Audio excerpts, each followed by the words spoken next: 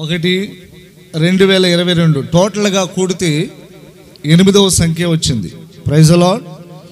చప్పట్లు కొట్టండి గట్టిగా. చాలామంది అనుకుంటారు, ఎందుకండి బైబిల్లో లేవుగా తెలియనటువంటి వాళ్ళు, వాక్యం గురించి వివరణ అర్థం కాని వాళ్ళు అనే మాట్లాడి 8వ సంఖ్య దేవుడు ఎంత హైలైట్ చేశాడో మీకు చెప్తాను. ఇప్పుడు 8వ సంఖ్య రావాలంటే ఫస్ట్ సంఖ్య యొక్క వాల్యూ మీకు తెలియాలి.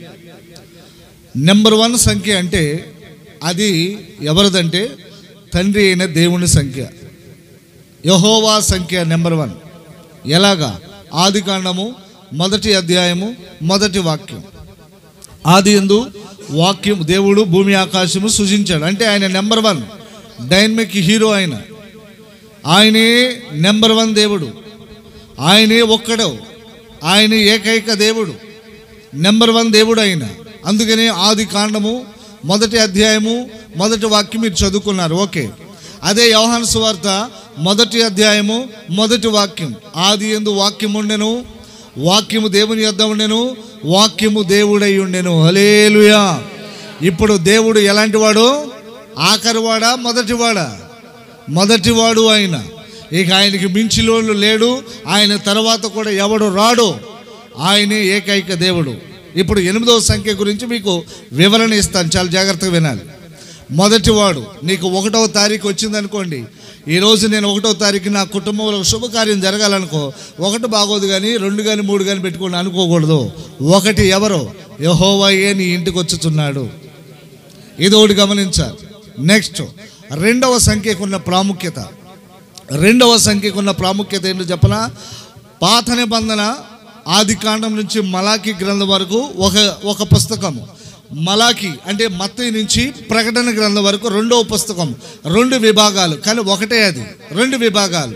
అలాగే ప్రభు అయిన యేసుక్రీస్తు యెహోవా దేవుడుగా ఈ లోకానికి వస్తే ఆయన వెలుగును, ఆయన మహిమను ఎవడు చూడలేక చచ్చిపోతారని దేవుడు కన్యక గర్భమందు జన్మించి ఆయన నరావతారుగా లోకానికి వచ్చి ఆయన ఒక వ్యక్తిగాను, ఒక మానవుడుగాను, ఒక ప్రవక్తగాను సమస్త మానవాళి కొరకు ప్రాణం పెట్టడానికి వచ్చిన 2వ వ్యక్తి యేసుక్రీస్తు. అలాగే ఆ 2కున్న సంఖ్య 2వ రాకడికి సూచిస్తుంది.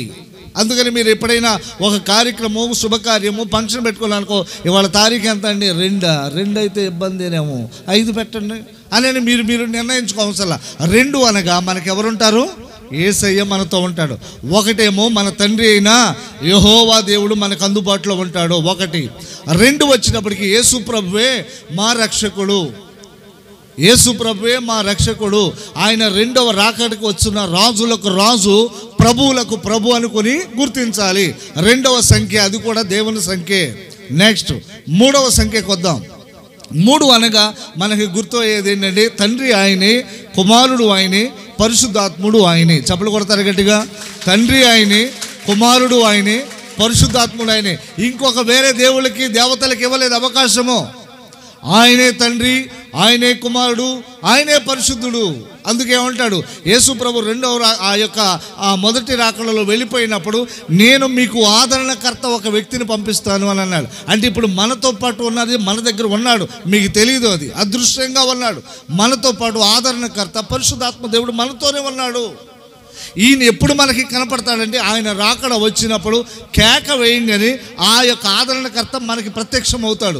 రండి, మిమ్మల్ని నేను తీసుకువెళ్తాను, అప్పుడు వరకు నీతోనే ప్రయాణం చేస్తున్నాడు ఆయన. మనకు తెలియదు ఇది. తండ్రి ఆయనే, కుమారుడు ఆయనే, పరిశుద్ధాత్ముడు ఆయనే. 3వ సంఖ్యకున్న ప్రాముఖ్యత చెప్పాను. 3వ సంఖ్య రాత్రికాల సమయంలో చెప్పాను. 3వ సంఖ్య ప్రభు అయిన యేసుక్రీస్తు వారు గొల్గోతా కొండ మీద 3 గంటలకు తన ప్రాణము విడిచెను. అర్థమైందండి? 3వ సంఖ్య గొల్గోతా కొండ మీద ప్రభు అయిన యేసుక్రీస్తు సిలువ మీద తన ప్రాణము 3 గంటలకు విడిచెను. ఓకేనా? అక్కడికి క్లారిటీ అయిపోయింది. ఇప్పుడు 4వ సంఖ్య వద్దాం. 4 మంచిదేనా? ఇప్పుడు మనకు డౌట్, 4 మంచిదేనా, 3 మంచిదా? ఓకే. మనం ఇవన్నీ కూడా మనుషులు, జ్యోతిష్కులు, కర్ణ పిచాచి వాళ్ళు వీటిని డివైడ్ చేసి ఇది మంచిది, ఇది మంచిది కాదు, ఇది చెడ్డది, ఇది మంచిది కాదని వీళ్ళు డివైడ్ చేసుకున్నారు. బైబిల్లో అలా లేదు. 4వ సంఖ్య వచ్చి వేరే వాళ్ళకి ఎవరికి అవకాశం ఇవ్వలేదు. ప్రభు అయిన యేసుక్రీస్తు 40 దినాలు ఉపవాసం ఉన్నాడు. చప్పలు కొట్ట గట్టిగా. ప్రభు అయిన యేసుక్రీస్తు 40 దినాలు ఉపవాసం ఉన్నాడు. యేసుక్రీస్తు కంటే దైవజనుడైన మోషే సీనాయి పర్వతం మీద 2 సార్లు 40 దినాలు ఉపవాసం ఉన్నాడు. 4వ సంఖ్య కూడా దైవ సంబంధమైన సంఖ్యే. ఓకే, ఇంకో మాట చెప్తున్నాను. నోవాహు జలప్రళయములో 40 రాత్రులు 40 పగళ్ళు సముద్రము మీద ప్రచండమైన వర్షము వచ్చింది. కానీ క్షేమంగా 40 దినాలు నోవాహు వారి కుటుంబము ఎక్కడున్నారు? ఓడలో క్షేమంగా ఉన్నారు. 4వ సంఖ్య కూడా దైవ సంబంధమైనటువంటి సంఖ్య, అంటే కాపుదల, ప్రొటెక్షన్ ఇచ్చే సంఖ్య. అందుకని మనోళ్ళు చాలా చాలా రకాలుగా బయట వింటున్నప్పుడు విచిత్రం వేస్తుంది. ఈరోజు 5వ తరగతి, 3వ తరగతి, 2వ తరగతి, వద్దులే బాగోదులే అని వీళ్ళందరికీ వీళ్ళు అనుకుంటారు. ఎవడనమన్నాడు? దేవుడు చెప్పలేదు. దానికి 4 కూడా దేవునికి ఉన్నటువంటి గొప్ప గుణ లక్షణాన్ని చెప్పాడు. అంటే ప్రార్థనా సంఖ్య అనవచ్చు. ఒక రకం చెప్పాలంటే ప్రార్థనా సంఖ్య అనవచ్చు. అంటే 4 రోజులు ఉపవాసం ఉండవచ్చు, అలాగే 40 దినాలు ఉపవాసం ఉండవచ్చు. ఇలాంటి విషయాలు కొన్ని విషయాలు మనం అర్థం చేసుకోవాలి. బ్లెస్సింగ్ సంఖ్య అనుకోవచ్చు. నెక్స్ట్ 5వ సంఖ్య. 5వ సంఖ్య వచ్చి మనిషికి చూడండి, ఒక చేతికి 5 వేళ్ళు, ఈ చేతికి 5 వేళ్ళు. 4 ఏళ్ళు ఉన్న వాళ్ళు ఉన్నారు, 2 ఏళ్ళు ఉన్న వాళ్ళు ఉన్నారు. శ్రీదేవి వాళ్ళ నాన్నకి ఎన్ని ఏళ్ళు ఉన్నాయి? 2 ఏళ్ళే ఉన్నాయి. ఆయన పుట్టుకతో వచ్చింది అది. కొంతమందికి అంటే ఈ ఒక చేతికి, మిగతా అన్నిటికీ మళ్ళీ మామూలే. అంటే కొంతమందికి కొన్ని గుర్తులు ఉంటాయి వాళ్ళకి. కానీ దేవుడిచ్చింది ఈ చేతికి 5 ఏళ్ళు, ఈ చేతి 6 ఏళ్ళు కూడా ఉన్నాయి. 6 ఏళ్ళు కూడా ఉన్నవాళ్ళు బైబిల్లో కూడా ఉన్నారు చాలామంది. అట్లాగే మనకి ఈ చేతికి 5 ఏళ్ళు, ఈ చేతికి 5 ఏళ్ళు, కాలుకి 5 ఏళ్ళు, ఈ కాలుకి 5, 2 కాళ్ళకి 5, 5, 10. ఓకే, ఇది ఇప్పుడు చెప్పండి. 5 అనే సంఖ్య వచ్చేటప్పటికి ప్రభు అయిన యేసుక్రీస్తు 5 గాయాలు. ప్రభు అయిన యేసుక్రీస్తు 5 గాయాలు. కుడి చేతికి గాయం, ఎడం చేతికి గాయం, డొక్కలో గాయం, కుడి పాదముకి ఎడం పాదకి 2 గాయాలు. టోటల్గా కలిపితే 5 గాయాలు. 5 బుద్ధి గల కన్యకలు, 5 బుద్ధి లేని కన్యకలు, 5 మంటపాలు, దావీదు ఏరిన 5 గులకరాళ్ళు. ఇలా చెప్పుకోవాలంటే 5 రాజులు, మోషే చేత దేవుడైన యెహోవా రాయించిన పంచగ్రంథాలు. ఆదికాండము, నిర్గమాకాండము, సంఖ్యాకాండము, లేవియాకాండము, సంఖ్యాకాండము, తర్వాత ద్వితీయోపదేశకాండం. ఈ పంచగ్రంథాలు దైవజనుడైన మోషే చేత 5కున్న ప్రాముఖ్యత. ఈ 5 కూడా దేవునియే. హల్లెలూయా. నెక్స్ట్ ఇప్పుడు 6వ దగ్గరికి వచ్చాం. ఇది 6వ దగ్గరే సతమతం అయిపోతూ ఉంటారు జనాలు. ఈ 6వ సంఖ్య ఎవరిది? దేవుడు ఒక అవకాశం ఇచ్చాడు. ఎవరికి ఇచ్చారు? 6 దినాలు సృష్టిని చేసి, 6 దినాలు సృష్టిని చేసి, ఈ సృష్టి అంటే ఏంటి? భూమిని, ఆకాశమును, సూర్య చంద్ర నక్షత్రాలు, పంచభూతాలు, భూమి, నీరు, నిప్పు, ఆకాశం. అంటే భూమి, ఆకాశము, నీరు, నిప్పు, అది గాలి, ఈ పంచభూతాలు. ఇవి కూడా దేవుడే చేశాడు. ఇంకెవరికి అవకాశమే లేదు. నేను చేశాను అక్కడక్కడ అని అంటానికి ఎవరికి అధికారం లేదు, అసలు అవకాశమే లేదు, ఎక్కడ కూడా ప్రూఫ్ లేదు. అన్నీ ఆయనే. అర్థమైందండి? ఈయన చేసినటువంటి గొప్ప కార్యం. 5వ సంఖ్య కూడా బ్లెస్సింగ్ సంఖ్య అనుకోవచ్చు, ఆశీర్వాదం అనే సంఖ్య అనుకోవచ్చు. ఎందుకు ఆశీర్వాదం సంఖ్య చెప్పనా? 5 గాయాల్లో ఉన్న స్వస్థత ఈ రోజున ప్రపంచానికి కలిగింది. ఆయనే గనక గాయాలు పొందకపోతే ఈ రోజున ప్రపంచంలో ఎవ్వడికి విడుదల జరిగేది కాదు. మతోన్మాదులు అనుకుంటున్నారు వాడు 3 మేకులు పీక్కోలేకపోయాడు యేసు ప్రభు అని. వాడు 3 మేకులు పీక్కోలేకపోయాడు, వాడేమి దేవుడు అనుకుంటున్నాడు. అదేంటో రేపు చూపిస్తాం. ఆయన త్వరగా 2వ రాకడలో వచ్చినప్పుడు చూపిస్తాం. ఆయన 3 మేకులు పీక్కోవడం కాదు, సమాధి చేయబడి తిరిగి లేచిన తర్వాత 40 రోజులు ప్రచండంగా ఆ శిష్యులందరూ మేడగదిలో ఉంటే లోపలికి వెళ్ళాడు. లోపలికి వెళితే కొంతమంది రకరకాలుగా ఆలోచించారు. తోమా అడుగుతున్నాడు, నీవు దేవుడు అని నేను ఎలా గుర్తుంచుకోవాలి? నీవు బోధకుడు అని నేను ఎలా గుర్తుంచుకోవాలి? లోకమేమో, మతోన్మాదులేమో 3 మేకులు పీక్కోలేకపోయారు అంటున్నారు. మతోన్మాదులు, ఛాందసవాదులు, మూర్ఖులు, ముష్కరులు యేసు ప్రభు 3 మేకులు పీక్కోలేకపోయాడు, వాడేమి దేవుడు అంటున్నారు. ఏమిటి మాకు నీ దగ్గర రుజువేంటన్నాడు. అప్పుడు యేసు ప్రభు అన్నాడు, తోమా ఒకసారి రా అని పిలిచాడు. పిలిచినప్పుడు తన గాయాలు చూపించాడు. నీకు ఆలోచన చేసి ఈ గాయాల్లో నువ్వు వేలు పెట్టి చూడు అని చెప్పాడు. అప్పుడు తోమా వచ్చి ఎడమ చేతిలో వేలు పెట్టి చూశాడు, గాయం ఉంది. కుడి చేతిలో వేలు పెట్టి చూశాడు, గాయం ఉంది. ప్రక్కడెములో బయలెములో పొడిచినటువంటి గాయం చూశాడు, అక్కడ కూడా ఆ వేలు పెట్టి చూశాడు, అక్కడ కూడా గాయం ఉంది. కుడి పాదంలో చూశాడు, గాయం ఉంది. ఎడమ పాదంలో చూశాడు, గాయం ఉంది. అప్పుడు తోమా పశ్చాత్తాపడి ఏడ్చాడు, దయతో నన్ను క్షమించు ప్రభువా, నేను ఎంత ఘోర పాపిని. ఈరోజు ఛాందసవాదులు, మతోన్మాదులు, పనికిమాలు మాటలు మాట్లాడుతున్నారు. యేసు ప్రభు 3 మేకులు పీక్కోలేకపోయారని చూపిస్తా, అవి కూడా త్వరలో. ప్రపంచానికి సవాలు చెప్తున్నాను, యేసు ప్రభుని అనే మగాడు పుట్టలేదు, పుట్టబోడు. హల్లెలూయా. 6వ సంఖ్యకున్న ప్రాముఖ్యత, 6 దినాలు సృష్టిని చేసి 6వ రోజున ఈ మట్టి మనిషిని చేశాడు దేవుడు. క్రైస్తవులే చేశాడా, ముస్లింని చేశాడా? అందరినీ ఆయనే చేశాడు. మనం కుమ్మరి వారి దగ్గరికి వెళితే వాళ్ళు ఇటుకలను తయారు చేసేటప్పుడు వెళ్ళాలి. ఇటుకలు తయారు చేసేటప్పుడు ఆ చచ్చౌకంగా మట్టి సపరేట్గా చేసి దాన్ని బాగా జావగా చేసి దాని యొక్క మరి దానికి వారికి ఉన్నటువంటి పాత్రలో ఆ మట్టి పాత్రను ఏం చేసి ఇటుకలుగా తయారు చేసి ఆ ఇటుక తయారు చేసిన దాన్ని అలాగే ఉంచితే ఎండగట్టిన తర్వాత ఒక రాశిలాగా పోసి ఆ రాశికి ఏం చేస్తారంటే ఓకో లేకపోతే కర్రలో పెట్టి దాన్ని కాలుస్తారు. ఎన్ని రోజులు కాల్చిన తర్వాత అది ఇటుక అవుతుందో తెలుసా? ఒక మానవుడే ఈ మట్టిని ఎన్నో మేడలు, ఈ రోజున 5 స్టార్ బిల్డింగులు, ఎన్నో అంతస్తుల బిల్డింగులు ఆ ఇటుకతోనే కడుతున్నారు. ఆ ఇటుకకే ఎంత శక్తి ఉంటే కృపగలిగిన దేవుడు, మహాదేవుడు, సృష్టికర్త అయిన దేవుడు ఈ మట్టిని మనిషిగా చేయలేడా? చేశాడు. ఆయన మనిషి అనుకుంటున్నాడు, లోకంలో ఉన్న మనిషి అనుకుంటున్నాడు, బొమ్మను చేసి ప్రాణము పోసి. అర్థమైందండి? ఈ రీతిగా అనుకుంటున్నాడు. ఇంకో భక్తుడు ఏమనుకున్నాండి, దేవుడు చేసిన మనుషుల్లారా. ఈ మనుషులు ఏం చేశారు? దేవుళ్ళు చేసుకున్నాడు. దేవుడేమో మనుషుని చేస్తే ఈ మనుషులు ఏం చేశారు? దేవుడిని చేసుకుంటున్నారు. ఇదే దౌర్భాగ్యం. దేవుడు అలా చేయమని చెప్పలేదు. నేను మిమ్మల్ని చేశాను, నా స్వరూపమందు నా పోలిక చొప్పున చేశాను. కోతిని తీసుకొచ్చి కోతులోంచి బయటికి లాగల, చెట్టుని తీసుకొచ్చి చెట్టులోంచి బయటికి లాగల, పొట్టులోంచి తీసుకొచ్చి బయటికి లాగలేదు, ఆకాశం నుంచి నేను ఊడి పడేయలేదు. ఇక్కడ మిమ్మల్ని మట్టి ద్వారా మిమ్మల్ని ముత్యములుగా చేశాను. మట్టి ద్వారా మానవుడిని కలుగు చేసి ఆ మానవునికి దేవుని ఆత్మను ఊదితే మనిషి మహిమ స్వరూపుడిగా తయారయ్యాడు.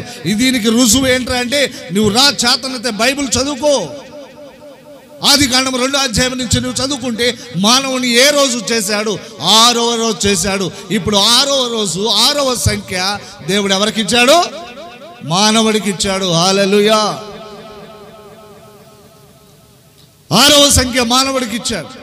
తన స్వరూపమందు తన పోలిక చొప్పున చేశాడని. అందుకని కారు కొన్నా, బళ్ళు కొన్నా, స్కూటర్లు కొన్నా, అన్న 6వ నెంబర్ ఉందా? నా దగ్గర 1 లక్ష రూపాయలు ఉన్నాయి అన్న, 6వ నెంబర్ వచ్చేటట్టు చూడు అంటారు కొంతమంది. 6వ సంఖ్య కోసం తహతహలాడిపోతారు, పోటీ పడతారు. నెక్స్ట్ 7వ సంఖ్యకు వస్తున్నాం.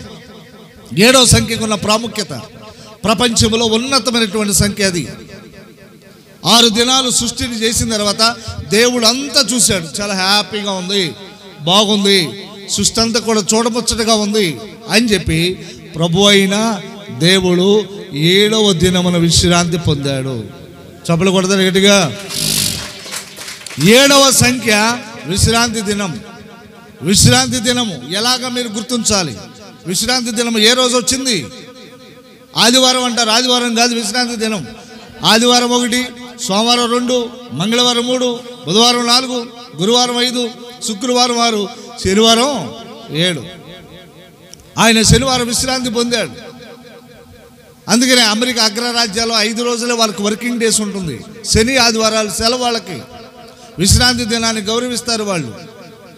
మనకేం 1 రోజులు చేయాలి పనులు. అందుకని మన దేశం బాగోలేదని, ఇక్కడున్న పద్ధతులు బాగోలేదని మన ఇండియన్స్ అందరూ కూడా అమెరికా పోతున్నారు. అమెరికా ఎక్కడికి వెళ్తున్నాడు? అమెరికా. అర్థమైందండి? 6 దినాలు సృష్టిని చేసి 7వ దినాన్ని విశ్రమించడమే కాకుండా 7వ సంఖ్యను ఆశీర్వదించాడు. దేవునికి స్తోత్రం. ఇప్పుడు 7వ రోజు వస్తుంది మేము పెట్టుకుంటావా? అప్పుడప్పుడు మన వాళ్ళు అంటారు 7వ రోజు వచ్చిందండి, మనుషులు చచ్చిపోయినప్పుడు, లేకపోతే కార్యక్రమాలు పెట్టిన ఏడో రోజు ఏదో అంటూ ఉంటారు. 7వ సంఖ్య కూడా నువ్వు పెట్టుకోవచ్చు. ఈ వారంలో ఉన్నటువంటి ఏ సంఖ్య అయినా నువ్వు పెట్టుకోవడానికి అవునా కాదని నేను క్లారిటీ ఇస్తున్నాను అంతే. ఇంకో మాట చెప్తాను. కానాను పెండ్లి విందులో ద్రాక్షారసం అయిపోయింది. ద్రాక్షారసం అయిపోయిన తర్వాత యేసుప్రభు తల్లి వచ్చి చెప్పింది, ఆయన మీతో చెప్పింది చేయండి. శిష్యులకు చెప్పింది. ఏమంటున్నాడు యేసుప్రభు అంటే ఏమంటలేదు, ఆయన మీతో చెప్పింది చేయండి. దేవుడు చెప్పింది మనం చేస్తే దీవించబడతాం. జ్యోతిష్కులు చెప్పింది, సిద్ధాంతులు చెప్పింది, లేకపోతే బయట ఉన్న కర్ణ పిశాచి చెప్పింది, సోదెగాళి చెప్పింది మాట వింటే మనం దీవించబడం. దేవుడు చెప్పిన మాట ఎవరైతే వింటారో ఖచ్చితంగా దీవించబడతారు. దేవునికి మహిమ కలుగును గాక. ఆ యొక్క స్త్రీ, ఆ తల్లి అంది, ఆయన మీతో చెప్పింది చేయండి అని చెప్పింది. అప్పుడు వెంటనే 6 రాతి బాణలైన నీళ్లు పోసిన తర్వాత ఏమని చెప్పాడు? ప్రభు అయిన యేసుక్రీస్తు మీరు వెళ్ళి 6 రాతి బాణలైన నీళ్లు పోయింది అని చెప్పాడు. ఆ పక్కన వాడు ఒకడు అడగొచ్చు, 6 ఎందుకు, 7 పోయకూడదా, 8 పోయకూడదా, 9 పోయకూడదా అని కుశల ప్రశ్నలు అడిగే మేధావులు కూడా ఉన్నారు ఆ కాలంలో. కానీ యూదుల యొక్క ఆచారం ఒకటి ఉంది. యూదులకు ఒక ఆచారం. ఏమిటి ఆచారం అంటే 6 రాతి బాణల నిండా ఏ చిన్న ఫంక్షన్ అయినా పెద్ద ఫంక్షన్ అయినా 6 రాతి బాణల నిండా ద్రాక్షారసం చేసుకోవటానికి ఆ రోజు నుంచి ఈ రోజు వరకు యూదులకు అది ఆచారము. అందుకని దేవుడు కూడా అదే చెప్పాడు, 6 రాతి బాణల నిండా నీళ్లు పోయిందని చెప్పాడు. అప్పుడు పోసిన తర్వాత శిష్యులు వచ్చి చెప్తున్నారు ప్రభు దగ్గరికి వచ్చి చెప్తున్నారు, అయ్యా 6 రాతి బాణల నిండా నీళ్లు పోసాం, నీళ్లు పుష్కలంగా ఉన్నాయి, నిండారుగా పోసాం అన్నప్పుడు యేసుప్రభు ఏం చేయాలి? నేను వస్తున్నాను, నేను బ్లెస్ చేస్తాను, నేను వాటిని దీవిస్తానని చెప్పాడా? చెప్పలేదు. ఒక్క మాట అన్నాడు, ఇప్పుడు మీరు వెళ్ళి అందరికీ ఆ విందులో ఉన్నటువంటి ప్రతి ఒక్కరికి ఆ నీరు ఇవ్వండి అని అన్నాడు. ఎందుకు ఆ మాట అన్నాడు? 6 రాతి బాణలు అలాగే ఉండి, నీళ్లు అలాగే ఉండి, కానీ 7వ వ్యక్తి అవసరమయ్యింది. చప్పలు కొట్టండి గట్టిగా. 7వ వ్యక్తి అవసరమయ్యింది. 7వ వ్యక్తి ఎవరు? ప్రభు అయిన యేసుక్రీస్తు. అందుకని ఆ యేసుక్రీస్తు 7వ దినాన్ని ఆశీర్వదించడమే కాకుండా, విశ్రాంతి పొందటమే కాకుండా బ్లెస్ చేశాడు. ఆయనే కనుక అక్కడ లేకపోతే 6 రాతి బాణలు ఖాళీగా ఉండేవి, రాతి గుండులు అలాగే ఉండేవి, ఉపయోగం లేని బాణలుగా ఉండేవి. యేసు ప్రభు అక్కడ ఉండటం వల్ల 6 రాతి బాణలకి విలువ వచ్చింది. ఎప్పుడైతే చెప్పాడో ఆ నీళ్ళన్నీ కూడా ద్రాక్షరసం, మధురమైన ద్రాక్షరసం అయిపోయింది. అంటే 6 రాతి బాణలకి 7వ వ్యక్తి అవసరమైంది. ఆ 7వ వ్యక్తి యేసుక్రీస్తు. ఆ 7ని విశ్రాంతి దినముగాను ఆశీర్వాదకరమైన దినముగా చేశాడు. ఇప్పుడు మన డేట్కి వచ్చేసాం. ఈరోజు తారీఖు ఎంత వచ్చింది? 8 వచ్చింది. టోటల్గా కూడితే ప్రపంచ జనులారా జాగ్రత్తగా వినండి. లైవ్ చూస్తున్న ప్రతి వారికి నేను చెప్పేది అదే. ప్రతి వాళ్ళు అదే అనుకుంటున్నారు, ఏదో తమాషా అనుకుంటున్నారు. బైబిల్ అంటే, దేవుడు అంటే తమాషా అనుకుంటున్నారు. ఆయన ప్రతి వాక్యము ఏది నిరర్ధము కాదు. భూమి ఆకాశము గతించిపోయినా ఆయన మాటలు ఎన్నడూనూ గతించవు. ఇప్పుడు 8వ సంఖ్య ఫైనల్ సంఖ్య. ప్రపంచంలో ఎవరు ఇష్టపడలేని సంఖ్య, దాన్ని ఎవరు కూడా దగ్గర చేర్చుకోలేని సంఖ్య. అది వంకర టింకరగా ఉందన్న సంఖ్య. కానీ దేవుడు ఏం చేశాడు తెలుసా? దాన్ని హైలైట్ చేశాడు. నోవాహు జల ప్రళయములో అందరికీ చెప్పాడు, మీరందరూ ఓడలోకి వచ్చి క్షేమంగా ఉండండి అని చెప్పాడు. ఎవడు వినలేదో. ఇప్పుడు ఎలాగ దేవుని మీద తిరుగుబాటు చేస్తున్నారో ఇప్పుడు కూడా దేవుని మాట ఎవడు కూడా వింటలేదు. అలాగే ఆ దినాల్లో, ఆది కాలంలో కూడా అలాగే జరిగింది. జల ప్రళయం వస్తుంది, అందరినీ కూడా నీటిని చేత ముంచబడుతుంది. మీరందరూ చనిపోవడం ఇష్టం లేదు, మీరందరూ కూడా ఓడలోనికి వచ్చాయంటే ఎవడు దేవుడి మాట వినలా. నోవాహు యథార్థవంతుడు, దేవునికి లోబడేవాడు, దేవుని మాట వినేవాడు గనక వెంటనే దేవుని మాటగా లోబడి వెంటనే తన భార్య అని, తన 3 కుమారులు, తన 3 కుమార్తెలు నోవాహు తన భార్యకి చెప్పాడు, సిద్ధమేనయ్యా అంది. నోవాహు వెళ్ళి తన కుమారులు 3కి చెప్పాడు, షేము, హాము, యాపేతుకు చెప్పాడు. ఓకే డాడీ అని అన్నారు. మళ్ళీ ఆ 3 కుమారులు వెళ్ళి వారి భార్యలకు చెప్పుకున్నారు. ఓకే అన్నారు. టోటల్గా కొడితే 8 మంది. 8 మంది దేవుని మాట విన్నారు కనుక ఓడలోనికి వెళ్ళారు. ఎప్పుడైతే 8 మంది దేవుని మాట విని ఓడలోనికి వెళ్ళారో లోపల గడియ మూయబడింది, బయట గడియ మూయబడింది. దేవుడు చెప్పిన మాటకి ఖచ్చితంగా భూమి మీదకు వర్షం పంపించాడు. చిన్న తుపర పడింది. విచిత్రంగా ఉంది తుపర అనుకున్నారు. ఇంకో 10 నిమిషాలకి పెద్ద చినుకు పడింది. ఇంకో పావు గంటకి పెద్ద పెద్ద బండ లాంటి చినుకులు పడుతున్నాయి. ఇక చూడండి, స్టార్టింగ్ అయింది. అప్పుడు దాకా అమ్మలక్కలు గంతులు వేసిన వాళ్ళు మన పితరులే. అప్పుడు వరకు అమ్మలక్కలు గంతులు వేసిన వాళ్ళు అందరూ కూడా అది ఎక్కువైపోతుంది వర్షం. ఒక రోజుకే ప్రచండమైన వర్షం ప్రారంభమైంది. కానీ 40 దినాలు పగలు రాత్రి వర్షము దేవుడు కురిపించాలని ముందే చెప్పాడు. ఇదిగో నేను త్వరగా వస్తున్నానని చెబుతుంటే మతోన్మాదులు ఎగతాళి చేస్తున్నారు. లోకంలో ఉన్న ముష్కరులు మూర్ఖులు ఎగతాళి చేస్తున్నారు. యేసుప్రభు వస్తాడంట, వచ్చాక చూద్దాం, మేమేం చేస్తాం అది చేస్తాం. ఎవడు ఏం చేయలేడు ఆయన్ని. సింహం దగ్గరికి వెళ్ళి నేను దాన్ని పట్టుకుంటా, దాన్ని నీటి చేస్తా పొడి చేస్తానండి, కుదురుతుందా? సింహముకి అంత బలం ఉంటే భూమిని ఆకాశమును కలుగు చేసిన సృష్టికర్తకి ఇంకెంత బలం ఉంటుంది? ఎప్పుడైతే ఆ మాట చెప్పాడో ఆ మాట ప్రకారంగా 8 మంది ఓడలోనికి వెళ్ళారు. నోవాహుతో దేవుడు మాట్లాడుతున్నాడు, నోహా ఓకేనా అన్నాడు. ఓకే నాయన, లోపలికి వెళ్ళి గడియ పెట్టుకోండి. బయటిని గడియ పెట్టాడు.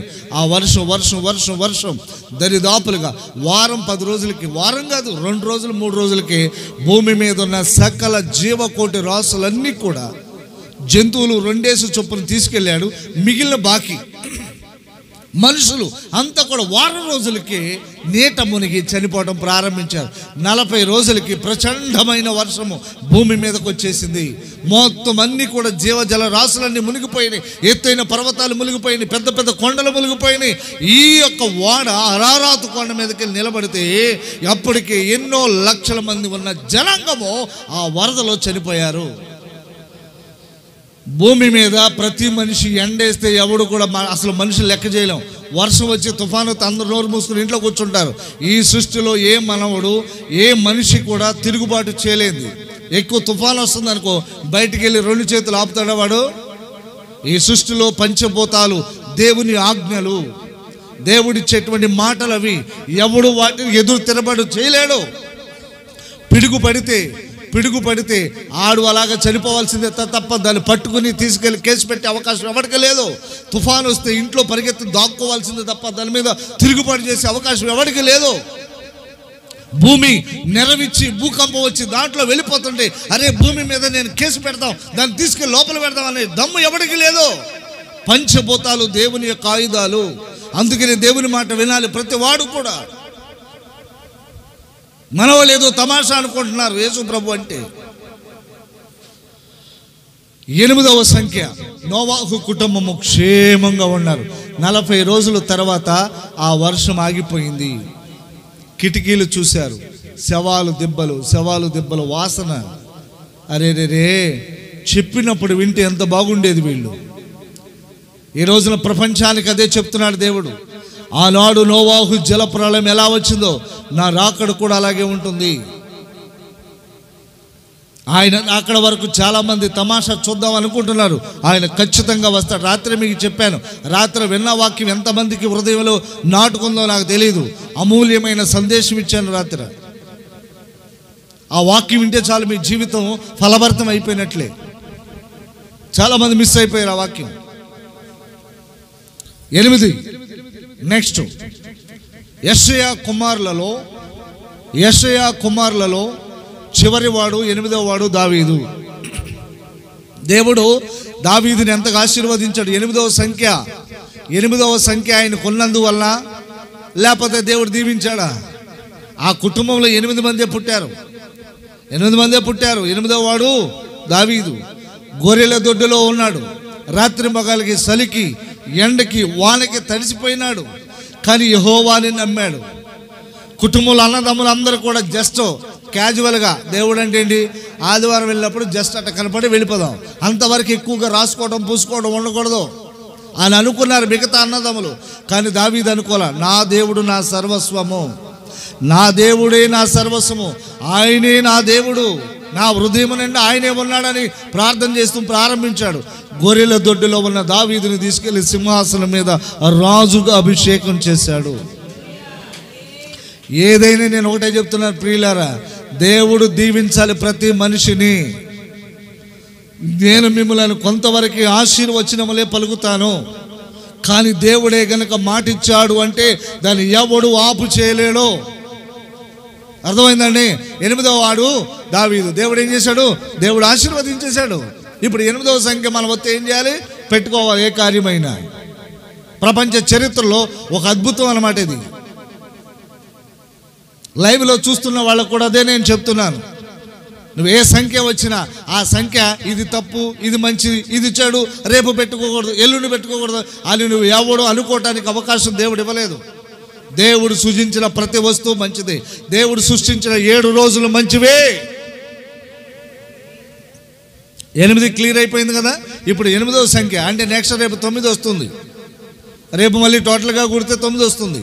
9వ సంఖ్య ఒకే ఒక్క వ్యక్తికి అవకాశం ఇచ్చాడు. దాన్ని ఎవరికి? గొలియాతుకి ఇచ్చాడు. దాన్ని 6 మూళ్ళు జానడు, 6 మూళ్ళు 18, 6 మూళ్ళు 18, 1 + 8 = 9.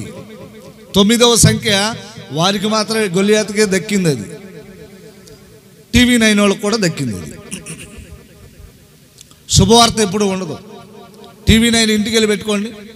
ఇప్పుడే అందిన వార్త, వరంగల్లో లారీ బోల్తా పడి పట్టింది.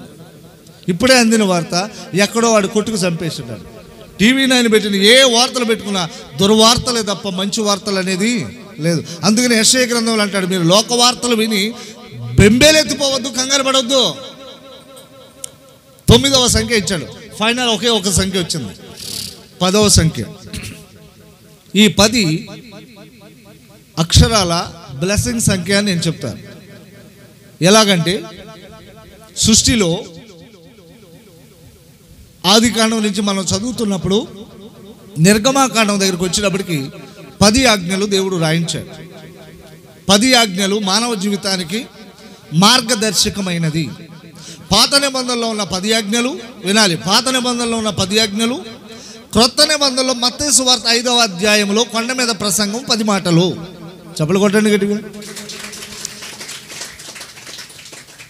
నేను మిమ్మల్ని అడిగి చప్పలు కొట్టించుకుంటున్నాను. ఆడు బయట వచ్చేసిందమ్మా, పాము బయటకు వచ్చింది, గిలగిలగిల కొట్టనే చప్పలు వద్దు. ప్రతి మాటకి మీరు ఉద్యోగం కలిగి దేవునికి స్తోత్రం చెప్పాలి. ఒక సంఖ్య మాత్రం మానవుడిది, 2వ సంఖ్యలో గొలియాతుది. అంటే శత్రువైన గొలియాతుకి ఇచ్చాడు. 10వ సంఖ్య పాత నిబంధనలో 10 ఆజ్ఞలు, కొత్త నిబంధనలో యేసుక్రీస్తు కొండ మీద ప్రసంగం. అలాగే క్రొత్త నిబంధనలో 10 మంది బాగుపడిన కుష్ఠరోగులు, 10 మంది బాగుపడిన కుష్ఠరోగులు, 10 మంది బుద్ధిగల కన్యకలు, 10 మంది చెప్పాలి, 10 మంది బుద్ధిగల కన్యకలు, 10 మంది బాగుపడిన కుష్ఠరోగులు, 10 ఆజ్ఞలు. పాత నిబంధనలో 10 ఆజ్ఞలు, కొత్త నిబంధనలో 5వ అధ్యాయంలో మత్తయి సువార్తలో 10 మాటలు విలువైనవే. అంటే ఈ 10 కూడా పరిపూర్ణమైన సంఖ్య. దేవునికి స్తోత్రం. అందుకని మన వాళ్ళు దీవించేటప్పుడు ఏమంటే తెలుసా? ముచ్చటగా ఉండాలి. మీరంతా కూడా ఏం చేయాలి? ఫలాలు పొంది అభివృద్ధి పొంది దీవించబడాలి. ఈ 2022వ సంవత్సరంలో నీవు ఏ విషయంలో అయినా ఎక్కడ రాజీ పడాల్సిన పనే లేదు. అంటే ఇప్పుడు నువ్వు అనుకోవచ్చు, అయ్యా మరి 9వ రోజు వచ్చి పెట్టుకోవచ్చా? పెట్టుకో, ఏమవుద్ది? గొలియాతు రాడుగా, గొలియాతు ఏనాడో పోయాడు.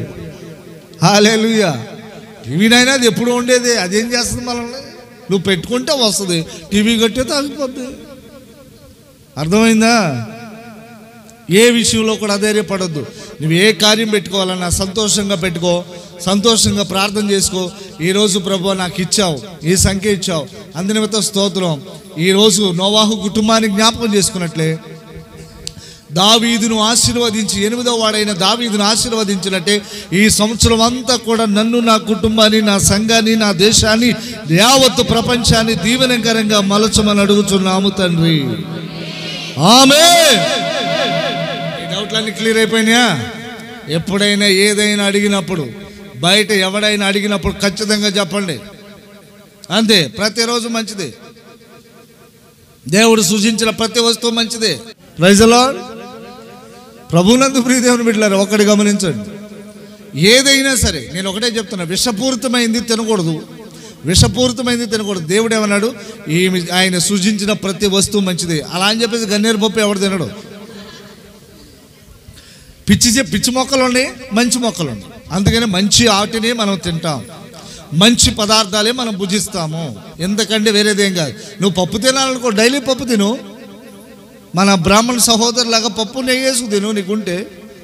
నీ దగ్గర డబ్బు ఉందనుకో, రోజు మటన్ చికెన్ తిను. లేదు ఏమీ లేదు, పచ్చడి మెతుకులే తిను. అందుకే నువ్వు తిన్నావు కనుక పరలోక రాజ్యానికి వెళ్ళమనకూడదు, ఇట్టండి అనకూడదు. నీకు భగవంతుడు ఏది ఇచ్చినా, నీ కళ్ళ ముందు వచ్చినా అవన్నీ తినాలి. దేవుడి మాటలు దీవించి ఆశీర్వదించి ఈ నూతన సంవత్సరపు నిండారుగా నూరంతల ఆశీర్వాదం ప్రభు మనందరికి అనుగ్రహించును గాక. యెహోవా ఇది మొదలుకొని సంవత్సరము మొదలుకొని సంవత్సరాంతం వరకు ఆయన కన్నులు మన మీద ఉండును గాక. చాలా ఇంకా సరిపోతుందా ఈరోజుకి? ఈ వాక్యం ఎప్పటి వరకు వినాలి మనం? వచ్చే 2023 జనవరి 1వ తారీఖున బ్రతికి ఉండి ఆయన రాకడ ఆలస్యం అయితే మళ్ళీ నెక్స్ట్ టైము, నెక్స్ట్ తారీఖు గురించి మాట్లాడుకుందాం. ఇలాగ నేను చెప్పుకుంటే పోతే కోటి సంఖ్యల వరకు నేను చెప్తాను. కానీ మేము సెలవీయగా నా ఎడారి జీవితమే సుఖ సౌఖ్యము కాగా, నారణ్య రోదన ఉల్లాసముగా మారిపోయిని. నారణ్య రోదన ఉల్లాసముగా మారిపోయిని. కృపా సత్య సంపూర్ణుడా సర్వలోకానికే చక్రవర్తివి నీవే యేసయ్యా. సర్వలోకానికే చక్రవర్తివి నీవే యేసయ్యా. నా సన్మానానికే మానీయుడవు నీవేనయ్యా. మానీయుడవు నీవేనయ్యా. నూతన క్రియను చేయుచున్నానని నీవు తవియగా, నా ఎడారి జీవితమే సుఖ సౌఖ్యముగా, నా అరణ్య రోదన ఉల్లాసముగా మారిపోయేనే. నారణ్య రోదన ఉల్లాసముగా మారిపోయేనే. కృపా సత్య సంపూర్ణుడా సర్వలోకానికే చక్రవర్తివి నీవే యేసయ్యా.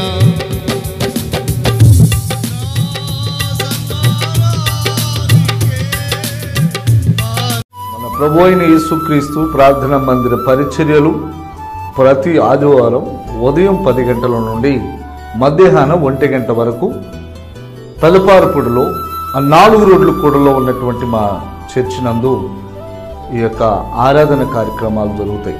అలాగే ప్రతి బుధవారం ఉదయం 10 గంటల నుండి మధ్యాహ్నం 1 గంట వరకు ఉపవాస ప్రార్థన కార్యక్రమాలు, స్వస్థత కార్యక్రమాలు జరుగుతాయి. అలాగే ప్రతి శనివారం కనిపెట్టు కూటము బైబిల్ స్టడీ జరుగుతుంది 7 గంటల నుంచి 9 గంటల వరకు. అలాగే ప్రతి నెలాఖరున సంపూర్ణ రాత్రి ప్రార్థన కూటం మా పరిచర్యలందు ప్రభు కృపను బట్టి ఈ ఆల్ నైట్ ప్రేయర్ జరగటం దేవుని యొక్క చిత్తమని, మరి గత కొంతకాలముగా ఈ ఆల్ నైట్ ప్రేయర్ కొన్ని సంవత్సరాలుగా పరిశుద్ధాత్మ దేవుడు మాకు సహాయం చేస్తూ ఈ ప్రార్థన పరిచర్యలన్నీ కూడా నడిపిస్తూ ఉన్నారు. మిమ్మల్ని అందరినీ ప్రేమతో ఆహ్వానిస్తూ ఉన్నాం. పరిశుద్ధాత్మ దేవుడు మనందరికీ తోడై ఉండి కాపాడును గాక.